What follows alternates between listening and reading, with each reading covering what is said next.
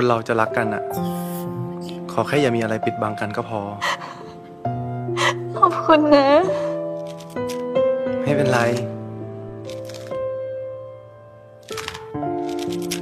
มาเถื่อเสียงอะไรอะมาเถื่อมีอะไรเนี่ยแบ่งไม่ได้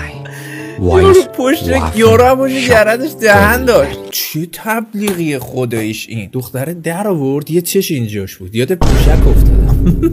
بعد پسرم پشت گردش چیز داشت یه دهن اضافه داشت حالا میفهمم چرا چینی مینی ها دوست دختراشون رو زیاد سوار کولشون میکنن فرباد اینو نگاه کن یکی از موزیسین های اعضای BTS واقعا آره نگاه کن پشت گردنش دهن داره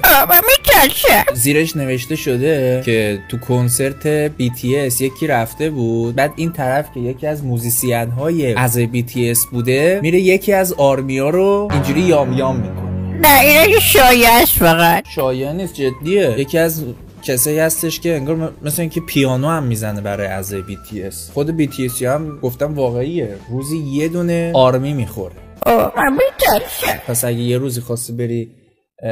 کنسرت BTS حواست به این یارو باشه یکی از اون بغل مغلا احتمالاً نشسته داره پیانو میزنه اگه چشمت بهش افتاد فرار کن اوکی